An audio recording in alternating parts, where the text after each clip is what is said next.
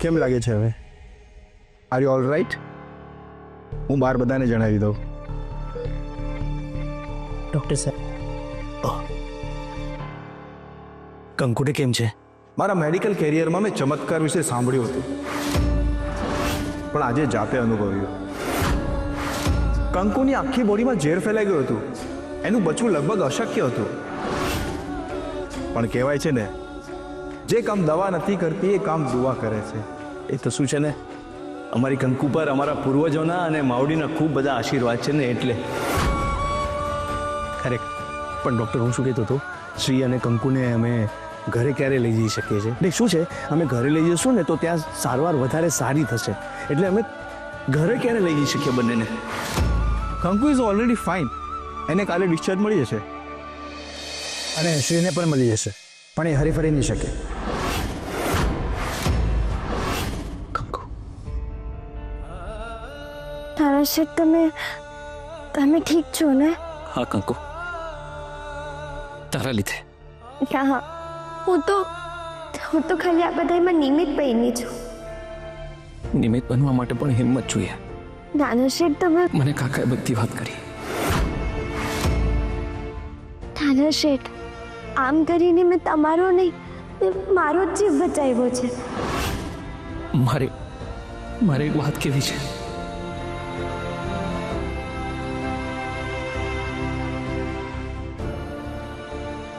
નાના શેઠ, સમજી ગઈ. કંકુ, મનની વાત કહેવા માટે પણ આપણે એકબીજાથી કેટલા દૂર છે. પણ મનથી કેટલા પાસે છે. કંકુ, તને ઝેરની અસર થઈ હતી અને તારા શરીર પર ડંખનો કોઈ ડાઘ પણ નથી, તો પછી તને ઝેર આપ્યું કોણે?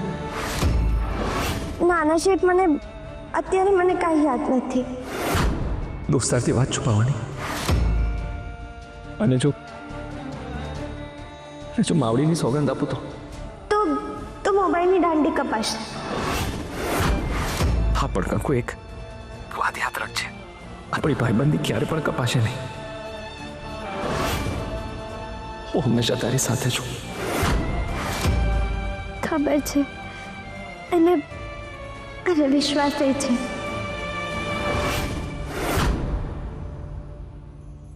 લો, હવે તમારે રેસ્ટ કરવો જોઈએ. કાલે તમને ડિસ્ચાર્જ આપવાના છે. ડૉક્ટર સાહેબ, ઘરે મારી નાની દીકરીના લગ્ન પણ છે અને અમે લોકો ઘરે એની સંભાળ રાખશું. ઠીક છે.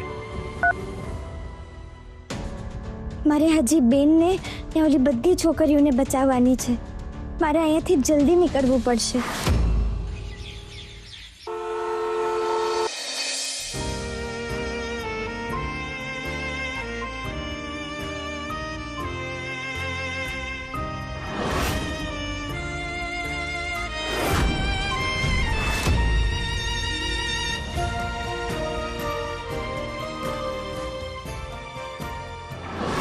અંદર આવ.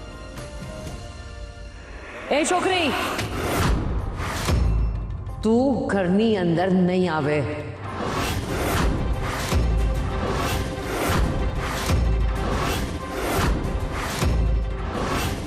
પણ નાના શેઠ, શ્રીને હવે સારું છે અને એને ઘરમાં સાચવવા વાળા ઘણા બધા છે. અરે પણ ભાભી, કંકુનું શું? એની તબિયત બી ખરાબ છે. એ છોકરીની મથરાવટી જ ખરાબ છે. ભાભી, તમે આમાં વચમાં નહીં બોલતા. આજે હું વચ્ચે બોલીશ, ભલે પછી તમે મને પણ છે ને ઘરમાંથી કાઢી મૂકજો અને ઘરમાંથી હું તમને કાંઈ જ નહીં કહું. બસ. ભૂપેન્દ્રભાઈ, તમે તમારા મોટા ભાઈનો આદર ચૂકી રહ્યા છો. આજે સત્ય માટે મારે સંસ્કાર નેવે મૂકવા પડે ને, તો એની માટે પણ હું તૈયાર છું. ચાલ બેટા. એ છોકરી, હું તને ના પાડું છું, તને સમજાતું નથી? સમજાય છે એટલે જ હું અંદર આવી છું. અત્યારે નાના શેઠને સાર સંભાળની જરૂર છે. એની માટે અમે બધા છીએ. તમે છો નાની, પણ પણ હું નાના શેઠની ધર્મપત્ની છું.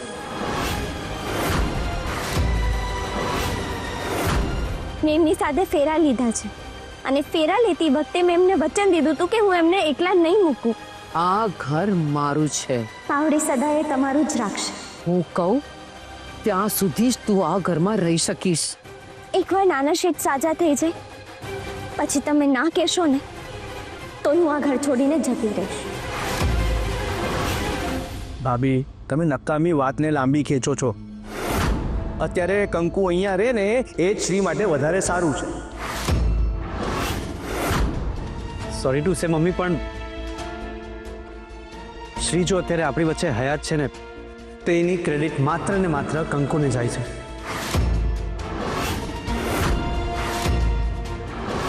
તમને એ તો યાદ છે ને કે આપણે બધા જ ડૉક્ટરના કહેલા ઇન્જેક્શનને શોધવાની બહુ જ કોશિશ કરી રહ્યા હતા, પણ આપણને કોઈને પણ ઇન્જેક્શન ન મળ્યું. અને એ ઇન્જેક્શન મળ્યું કોને?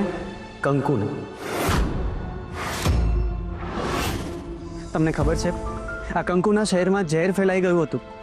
અધમરી હાલતમાં આવી ગઈ હતી એ. તેમ છતાં પણ ઇન્જેક્શનને સહી સલામત શ્રી સુધી એને જ પહોંચાડ્યું છે. ને ડૉક્ટરે તો કહી દીધું હતું કે ઝેર કોબરાનું છે. એને ડંખ નહોતો લાગ્યો, એણે જાતે પોતે પીધું તું. ચાલો કાકા, થોડી વાર માટે આપણે એ વાત જવા દઈએ કે કંકુએ ઝેર શું કામ પીધું.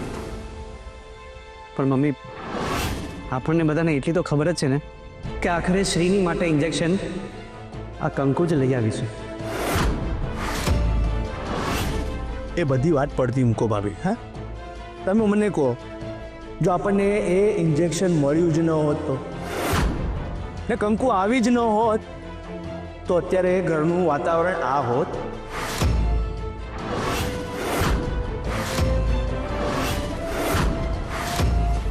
કંકુ, શ્રી, તમે બંને જણા રૂમમાં છો.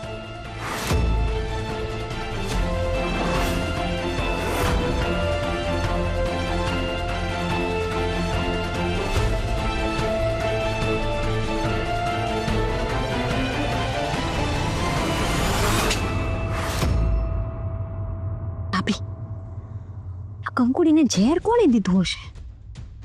જ્યોતિ, તે બરાબર સાંભળ્યું નહીં. એને કોઈએ ઝેર દીધું નથી, કંકુએ જાતે પીધું.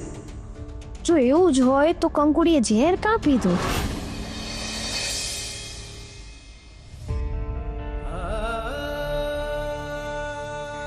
કંકુ, જા હવે તારા રૂમમાં જઈને સૂઈ જા. નાના શેઠ, હું મારા રૂમમાં જ છું અને મારો આરામી ચાલુ જ છે. એટલે હવે તું ત્યાં ક્યારે નહીં જાય?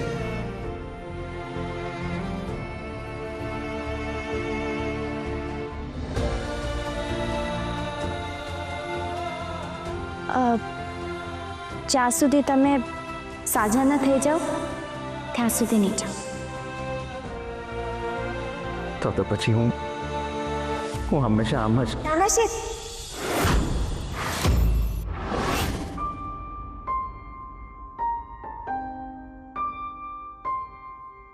દવા લેવાની બાકી છે તમારે. પાડો પાડો. આ નલિની માસીનો ફોન બંધ આવે છે. હા,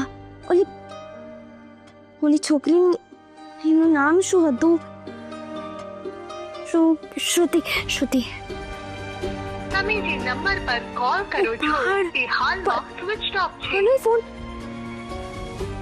જે વનરાજને નલિની માસીએ મોકલો એ નલિની માસીનો ફોન બંધ આવે છે ને હવે આ શ્રુતિનો ફોન બંધ આવે છે.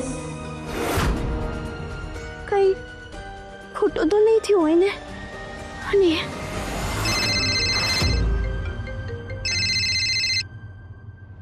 કંકુ, તું તો અમરપટ્ટો લખાવીને આવી છે ને કઈ મળતી જ નથી.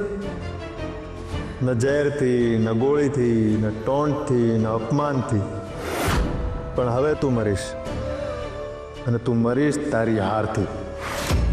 જ્યારે તારી નાકની નીચેથી બધી છોકરીઓને વેચી દઈશ ને, અને એમાં સાથે પ્રિયા અને યોગિતા બંનેને રવાના કરી દઈશ, ત્યારે તું તારા હાથે ફાંસો ખાઈને મરીશ.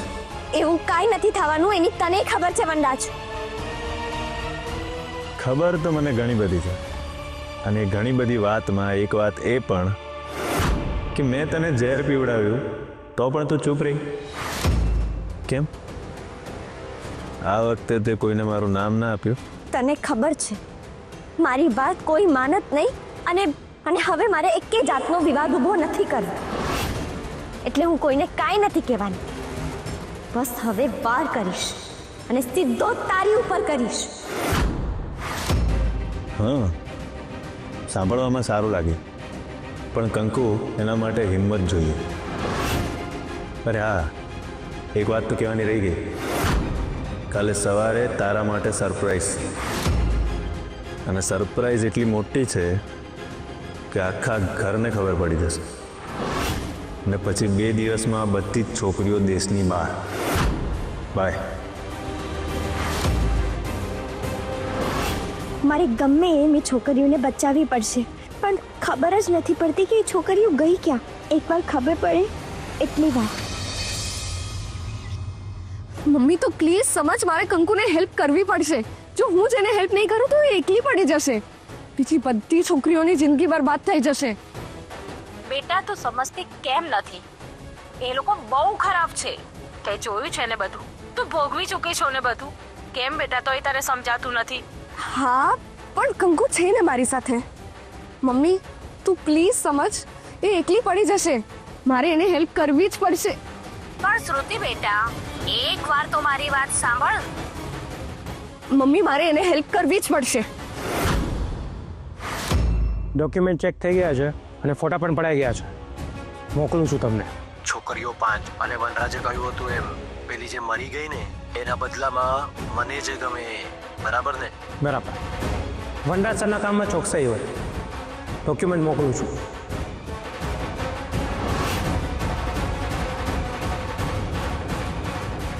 બસ હવે આછાથી આ બધાને મોકલી દો એટલે મારું કામ પૂરું.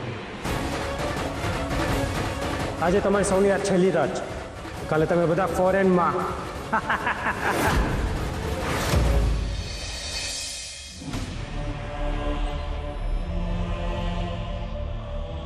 કંકુ, કંકુ,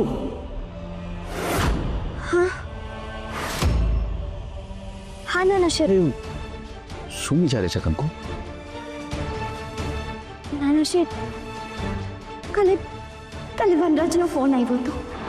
એને કીધું કે મારી આંખ સામે મારી નાકના નીચેથી ઓલી છોકરીઓને લઈ જશે ને. છોકરીને લઈ જશે? ક્યાં લઈ જશે? નાના શેઠ, એ બહુ લાંબી વાત છે.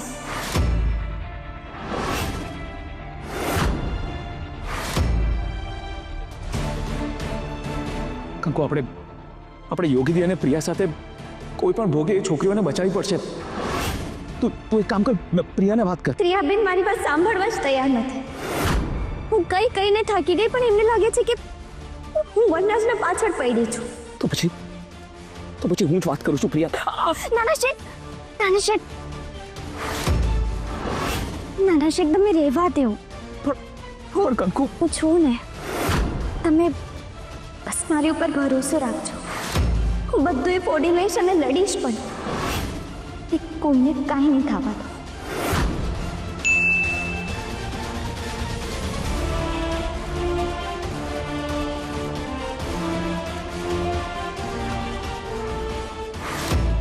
નાના શેઠ, શ્રુતિનો મેસેજ આવ્યો છે. શું કહ્યું? એને લખ્યું કે એ લોકો આજે રાત્રે જ છોકરીઓને લઈ જવાના છે. ક્યાં ને ક્યાંથી એની તપાસ તમારે જાતે કરવી પડશે. પણ પ્લીઝ એ બધી છોકરીઓને બચાવી લેજો. સાંભળ, પ્લાન બી એક્ટિવેટ કરો ફાસ્ટ. અને હા, લોકેશન શિફ્ટ કરો ફટાફટ. કામ ફાસ્ટ થવું જોઈએ. જી સર. હલો, પ્લાન બી મુજબ આગળ વધવાનું છે. તું જલ્દી ગાડી કાઢ.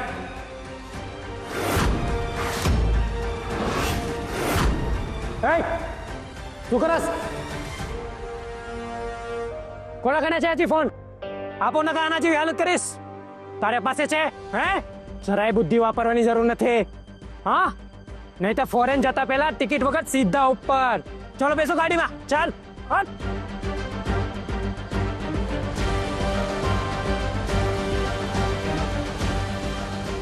બધું પ્લાન મુજબ થવું જોઈએ. છઠ્ઠી છોકરી લઈને હમણાં હું આવું છું. હવે જોઉં છું કંકુડી પ્રિયાને કેવી રીતે બચાવે છે. શું થયું વનરાજ? તમે કેમ આમ ડરેલા લાગો છો? ના, એવું કશું નથી. હું શ્રીભાઈ વિશે વિચારતો હતો અને એટલામાં તું આવી ગઈ એટલે. વનરાજ, તમે મારો અને મારા પરિવારનો દરેક વાતમાં સાથ આપો છો, પણ અત્યારે મારે તમારો કોઈ બીજી વાતમાં સાથ જોઈએ છે. પ્રિયા, તારે પૂછવાનું હોય તું જે કહે ને એ બધું જ મંજૂર. બોલ, શું વાત છે? વનરાજ, અત્યારે આપણે આ મેરેજ અટકાવી દઈએ. શું? પ્લીઝ વનરાજ, મારી વાતને સમજો ને. અત્યારે આ ઘરમાં કેટલું ચાલી રહ્યું છે. શ્રીભાઈને કોઈએ ગોળી મારી દીધી, કંકુએ ઝેર પીવું પડે છે, ખબર નહીં શું ચાલી રહ્યું છે. વનરાજ, મારો જીવ બહુ ચૂમ થાય છે. મને બહુ ગભરામણ થાય છે. વનરાજ, કંઈ જ સમજાતું નથી. પ્લીઝ પ્લીઝ અત્યારે આપણે મેરેજને પાછળ ઠેલાવી દઈએ. પ્લીઝ વનરાજ. પ્રિયા, પછી 3 વર્ષ સુધી મેરેજ નહીં થાય. તો શું, આપણી સગાઈ તો થઈ ગઈ છે ને? પ્રિયા, 3 વર્ષ સગાઈ રાખશું ને તો લોકો તારા વિશે વાતો કરશે. તમને ને મને બધી જ વાતની સાચી ખબર છે. તો પછી બીજા લોકોને જે કહેવું એ ભલે કે ને, મને કંઈ જ ફરક નથી પડતો. આ મેરેજ માટે નહીં માને તો મારે ખેલ પૂરો કરવો પડશે. વધારે ટાઈમ નથી. મેરેજ પહેલાં જ આને મારે. વનરાજ, આઈ એમ સો સોરી. પ્લીઝ સમજો મારી વાતને. સારું, ડન, મંજૂર. બસ સાચું કહું, મને પણ આ જ વાતનું ટેન્શન થાય છે. એટલે મેં શાસ્ત્રીજીને પણ પૂછ્યું કે કદાચ મારા ગ્રહોની ખરાબ અસર તો આ ઘર પર નથી પડતી. એટલે એમણે મને એક પૂજા માટે કીધું છે જે મેં મંદિરમાં રાખી છે. પ્રિયા, તારે પણ મારી સાથે આવવાનું છે. પ્લીઝ. એમાં કંઈ પ્લીઝ કહેવાનું હોય? મારે તો આવવાનું જ હોય ને. એ હું પાક્કું આવીશ. બસ હું મમ્મીને કહીને આવું.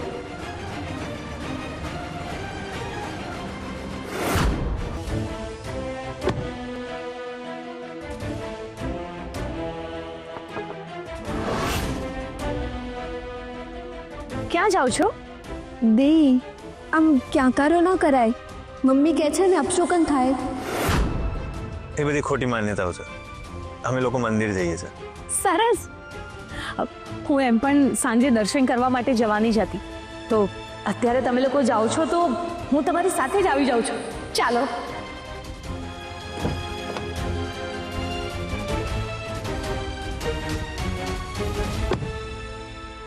અરે બાપ રે, આટલો મોટો પ્લાન બનાવ્યો છે. હા બેન, ને જો આ શ્રુતિનો મેસેજ પણ આવ્યો છે. એને કીધું છે કે વનરાજ આજે જ રાત્રે બધી છોકરીઓને મોકલી દેવાનો છે. તમે બચાવી શકો તો બચાવી લ્યો. તો આપણે હમણાં પોલીસને ખબર કરવી જોઈએ. એનો કોઈ અર્થ નથી કાકા. વનરાજ ઓલરેડી પોલીસને 2 વખત છેતરી ચૂક્યો છે. ને આપણી પાસે કોઈ સરનામું નથી કે એ છોકરીઓને રાખી છે ક્યાં. યોગીદી, કંકુના કામમાં તમારી હેલ્પ જોઈએ છે. હા, હું શું હેલ્પ કરી શકવાની? બેન, તમારે ખાલી એક જ કામ કરવાનું છે.